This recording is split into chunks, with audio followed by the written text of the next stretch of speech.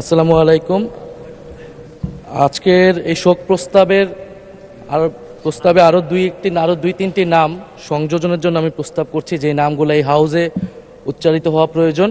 আপনার মাধ্যমে আমি হাউজের কাছে প্রস্তাব করছি। আমাদের জুলাই গণ অভ্যুত্থানের অকুতোভয়ী সাহসী যোদ্ধা